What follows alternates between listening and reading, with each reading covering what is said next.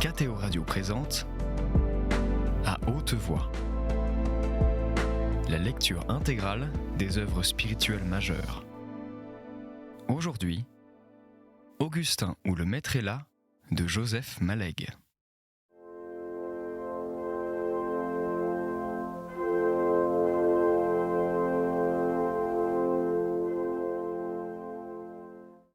Ces mots trop techniques, ce visage d'une froide élégance pure, Augustin ne songe plus à s'étonner de les trouver ensemble. Pouvez-vous préciser votre pensée, mademoiselle ? Un silence que, faute de mieux, remplissent les chuchotements des candidats. L'inquiétude subite et réprimée de ces traits où tout se lit, remplit Augustin de remords, mêlé au désir d'épuiser les étranges aveux. Mademoiselle, votre pensée est certainement intéressante. Développez-la seulement. Prenez tout votre temps. Les premiers mots sortent dans un faible souffle.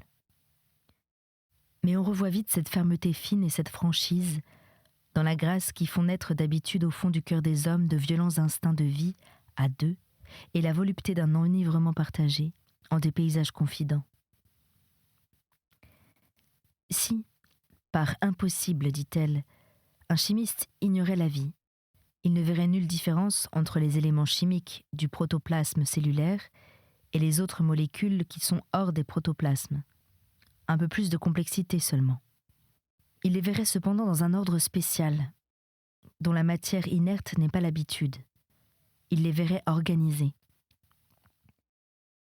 Cela suffirait pour lui permettre de constituer deux catégories différentes, même s'il ne rattachait la seconde à aucun autre phénomène de la vie. Il est vrai que s'il sait déjà les voir dans un ordre spécial, il osa lui sourire et il la conviait à compléter. Elle comprit et compléta. C'est-à-dire qu'il a eu au préalable l'idée d'un groupement ordonné suivant un plan, c'est-à-dire au fond l'idée de vie. De même, celui qui ignore Dieu ne voit dans l'âme des saints qu'hallucination, morcellement de personnalité, pour tous les phénomènes de contact entre une âme et une présence dont il n'a pas l'idée. Et en effet, quelle autre source aurait-il pour lui ? Fort bien, mademoiselle. Si je jette sur le sol toutes les lettres de l'Odyssée, leur regroupement fortuit ne différera en aucune façon du poème d'Homère pour quelqu'un qui ne sait pas le grec. Puis il durcit et précise sa pensée à elle. Comme il n'y a de conscience que pour l'observateur conscient, il n'y a de sainteté qu'aux yeux du croyant. Tout instrument de connaissance s'arrête aux réalités de son ordre, ignore les ordres supérieurs. C'est bien ce qu'elle voulait dire. Cette formule ferme l'entoure, la soutient, la porte. Elle s'y appuie et s'y repose. Augustin rencontre le regard bleu, chargé de puissance spirituelle et d'intelligente gratitude, et toute sa prise sur lui n'est pas due à sa seule beauté. Il redresse avec violence un fléchissement sentimental d'une douceur ardente. Ne trouvez-vous pas, mademoiselle, que cette conception parfaitement soutenable, parfaitement dégagée par vous, enferme le croyant en un subjectivisme bien strict, à l'abri des critiques, mais impuissant en conversion.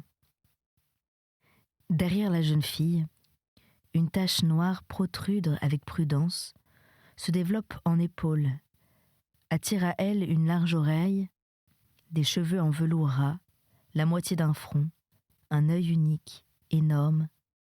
C'est l'un des abbés qui écoute. Impuissant, fait-elle. Mais des complicités lui aident. Si la pensée de l'incrédule est le plus souvent inaccessible, à une certaine hauteur morale, son cœur appelle Dieu. Soit, dit Augustin, doucement.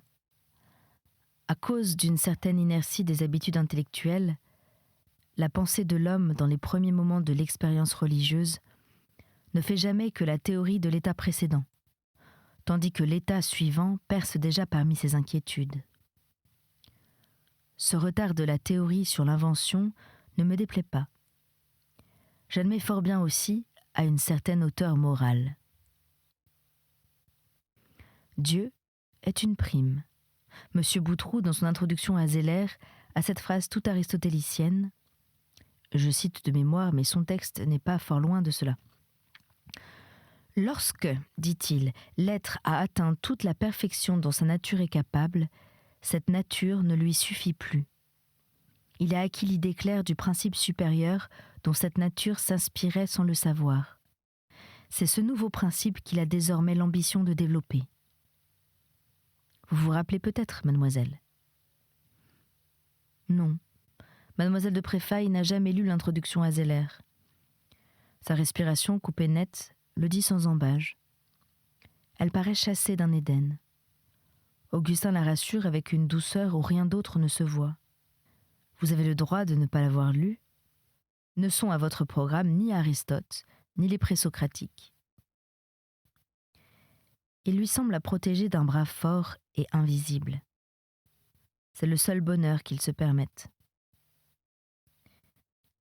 Mais comme vous voyez, nous sommes en pleine métaphysique, hors de toute atteinte de l'introspection. Vous pourriez me dire, il est vrai, que celle-ci en est cependant la source inavouée. Il attend, amical et suggérant, comme déjà il s'était montré. Et aussi qu'elle la confirme, continue-t-elle. Le mot de Pascal. Tu me chercherais pas, ne reprend-il pas l'idée de ce principe supérieur qu'on cherche sans le savoir ? Ainsi, en fin d'examen, durant quelques étranges secondes, ils s'entretinrent intimement tous les deux. Une âme humaine est normalement inexplorable, mais de celle-ci venaient de monter pour lui de belles idées adolescentes, graciles et passionnées, qu'il se sentait encore, après 3 semaines, le désir de serrer comme des personnes, entre ses bras. Le silence où demeurait à présent mademoiselle de Préfaille indiquait que cette intimité venait de prendre fin et qu'il n'y avait aucune chance au monde pour qu'elle recommençât jamais. Tout ce que 10 merveilleuses minutes avaient fait paraître secondaire et de pur accompagnement, la nette élégance de la jaquette gris clair, le gant d'antilope froissé, l'inexistence résolue des parfums, se mit à revivre. Se permettrait-il une plus longue émotion autour de cette passante, d'où pouvaient naître tant de songes et de douloureux désirs ? Mais la puissante psychologie postiche que projettent les prismes de la beauté n'est que ce qui reste quand l'être réel est parti. Augustin écrivit sous ses yeux le 14 et le 16 qui sanctionnaient ses réponses dans les colonnes respectives des 2 épreuves, tandis qu'elle attendait muette et opprimée. Il entrevit le rose pastel qui se répandit en remerciant sur ses traits. Il pensa que 10 points d'avance devaient la tranquilliser largement sur son épreuve de latin.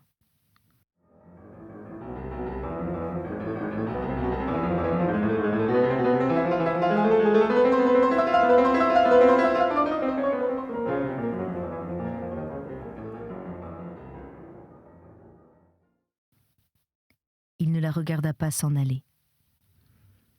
Peut-être le silence subi des occupants des 3 bancs supérieurs venait-il de ce qu'elle passait devant eux. L'amphithéâtre s'était dépouillé de tout intérêt, et même de tout sens. La minute d'après lui en rendit un, l'apparence qu'il devait présenter pour le balayeur matinal, vide, sale, à goût de poussière. Et aussi l'inattendue et point désagréable dérision des fleurs qui survivent aux fêtes, et du décor qui s'éternise autour d'une soirée où rien ne se passe plus. Il crut bien se rappeler, parmi des souvenirs jamais oubliés de la première rencontre, contemporaine de ses 17 ans, une comparaison de 2 âges, murmurant en lui, malgré lui toute seule, se poussant de nouveau en ce moment unique et après tant d'années. Ridicule. Il sourit de lui-même, ne s'indigna point, ne prit point, comme autrefois, la peine de rejeter cette offre d'un bien volé. N'était-il pas beaucoup plus sage, plus froidement sarcastique, plus vieux ? Monsieur Fontaine. C'était le maître répétiteur dont la pomme d'Adam montait et redescendait. Augustin revint de ce long voyage et retrouva sa chambre parce que ses mains, ses yeux, ses habitudes, à peu près compétents pour la mise en place des chaussures, des bretelles ou des tibis sur la chemise, se refusèrent à sélectionner seul la cravate. De plus, il n'avait pu deviner qu'il ferait chaud. Le faux-col choisi par eux, à gauche du tiroir accoutumé, fléchirait le long du chemin. Réveillé, le rêveur enleva ce col, le roula avec sa cravate, y substitua un faux col mou. Un désastre. La coupe de cheveux datait de 15 jours. Pas le temps de courir chez le coiffeur. Un vaste pan dans l'horizon du bonheur fut caché par cette disgrâce. Augustin se résigna amèrement. La bicyclette, en 20 minutes de course, empoussiérait ses chaussures. Il les essuierait à de l'herbe. Le temps passait. Les encombrements de la vie matérielle, ce faux col, ces chaussures, les coups de brosse de chaque côté de la raie méticuleuse, tout cela s'arrangerait ensemble, brin de jonc très humble autour de panneries merveilleuses. Chaque minute de cet après-midi, de cette heure, en elle-même toute simple et toute ordinaire, anticipait sur d'autres minutes étincelantes. Le morceau irrégulier de ciel, les feuillages massés sous les fenêtres, semblables au premier abord à ce qu'ils avaient coutume d'être vers 10 heures du matin, contenaient dans leur substance divinement rajeunie par la nuit des odeurs végétales entièrement neuves, essayant leur première force. Le soleil humide et tout frais montait des pentes d'un cristal bleu, fait d'une seule pièce homogène et immense, où l'eau des grands lavages nocturnes n'avait pas encore tout à fait séché. Sans doute depuis longtemps, aucun lilas ne survivait plus, ni aucune de ces fleurs qui seront des cerises, des pêches, des pommes ou des amandes. De même avait disparu ce qui marque sur les calendriers des fleuristes la deuxième partie du printemps. Mais tout ce que ces jonchés pouvaient contenir de candeur et de virginité, désincarnés de leur corps de plantes, réfugiés lors de leur mort, dans l'âme permanente des voyages, en sortait aujourd'hui, affranchi de son support végétal, corps glorieux du monde des fleurs, de même substance que les émotions, capable de les nourrir et de les accroître, constitué comme elles d'enivrement et d'ironie. Augustin se sentait ridicule. Mais quoi ? Ce ne serait pas pour bien longtemps. Il pouvait souffrir un peu. Pure question de tenue. Cette souffrance n'était pas très dangereuse, ni lui très dupe. Capté, lié, il pouvait casser les fils à tout moment, s'il se débattait bien. Sur les bas-côtés d'une route nationale ravagée d'automobiles, il pédalerait très lentement pour maintenir ses gouttes de lyrisme dans son cœur plein et lucide, les empêcher de déborder. En marge de cette route rectiligne, plantée d'ormes classiques dans les accotements herbus, on trouvait, sans les chercher beaucoup, des esquisses de petits sentiers submergés sous la dernière vague de la vaste houle des prairies. Cette route droite était sa vie.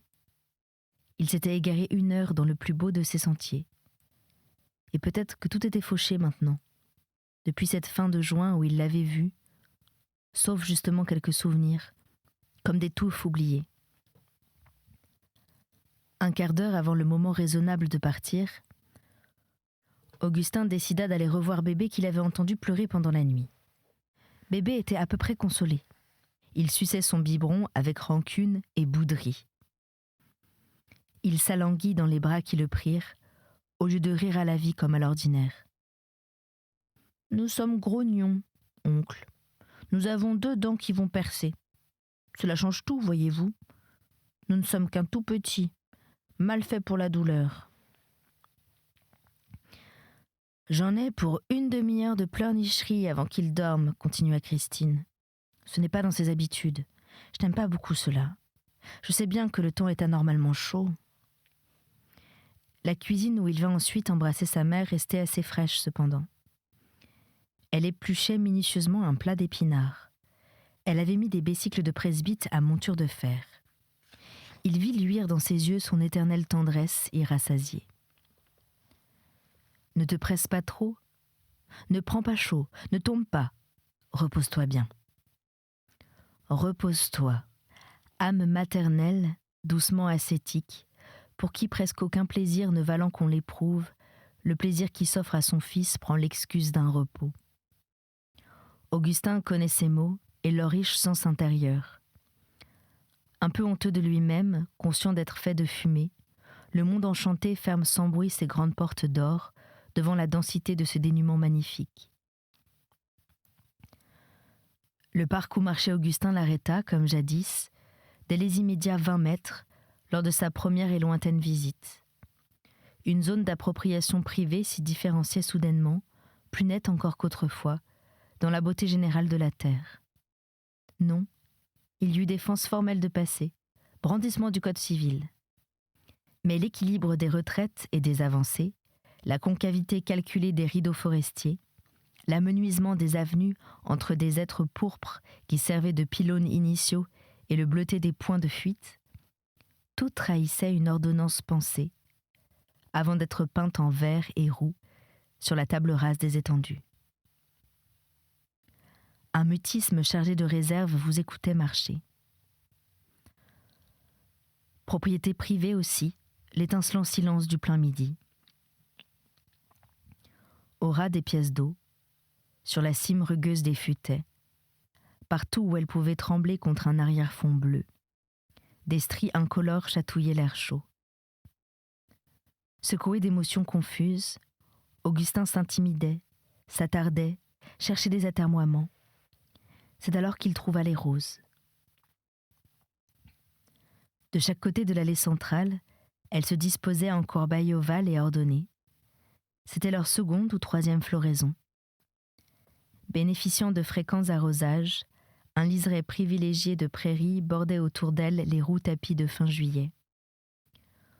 Augustin planta ses chaussures dans les mottes de terre souillées des fumiers du printemps où les pétales de roses depuis longtemps mortes et tout leur parfum restitué rentraient dans le siècle de la matière. Il lisait sur des rectangles en zinc des noms d'une platitude transfigurée par la magnificence des fleurs et le sens complexe de leur parfum. La rose, MacArthur, était d'écarlate foncée. La comtesse de Derby, saumon. Une autre, ayant pour premier nom Mélanie et le second illisible, disposait presque à ras du sol de multiples petitesses écarlates. La rose rayon d'or développait des pétales aériens, bulleux, pudiques, plus délicats que tous les tissus des hommes, passés du blanc à l'abricot par des cures prolongées de soleil. Une duchesse écossaise logeait un gros cœur d'un rouge de rideau, parmi des pétales extérieurs triangulaires et retournés.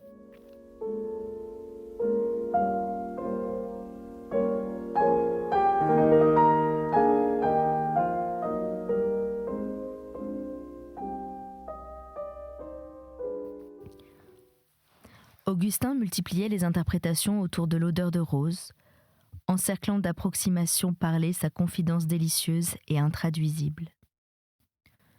De chacune des fleurs montait le même enivrement de fête, une joie lyrique simplifiée, stylisée et toute la naïveté de bonheur d'une princesse enfant. Leur fête se donnait à quelque distance du sol, en des palais floraux transparents, dans la couche d'air qui couvre les prairies.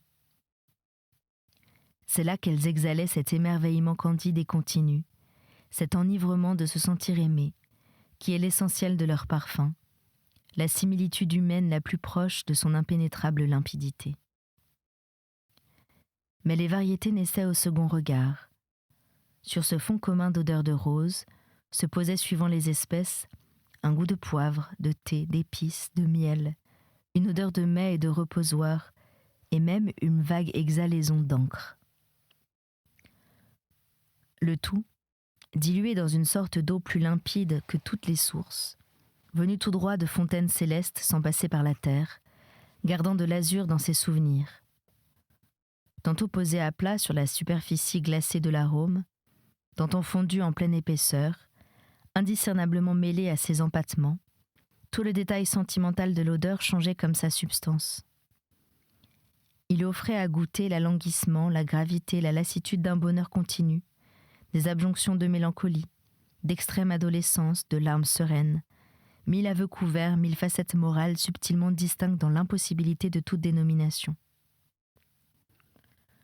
De l'une des espèces, à l'improviste, sortit une odeur grasse, crémeuse, sensuellement violente, lourde et un peu commune, sans la suprême distinction coutumière des roses. D'une psychologie toute florale, moins dense que l'autre, aérienne et poreuse, logeant entre ses mailles de belles lacunes d'air, Ces créatures royales menaient une vie dénuée de vouloir vivre et chargée de lyrisme, par une superfluité divine qui eût conféré aux roses des valeurs sentimentales, en outre des coloris et des parfums. Psychologie étonnamment éphémère aussi, en sa complexe opulence. L'odeur des roses jeunes s'appauvrissait vite, et l'accoutumance la tuait. Aux fleurs de 3 jours, une sorte de vieillesse végétale s'introduisait dans l'arôme, lui imposait de n'exprimer de plus en plus que la physiologie de la pourriture. Toute cette foisonnante rêverie jaillissait dans cet immense silence éblouissant de midi, qu'Augustin percevait comme une sensation positive. Mais elle se nourrissait bien plus encore de ses indécisions angoissées. Elles étaient un refuge, une manière d'occuper le temps. Elles rendaient possible et excusaient à la fois des atermoiements infinis. Augustin n'avançait pas. Il restait planté dans la terre meuble. Il se donnait le prétexte d'épuiser des impressions qu'il sentait artificiellement riches, arbitraires, exagérées. Il s'attendrit sur le dernier rosier de roses blanches.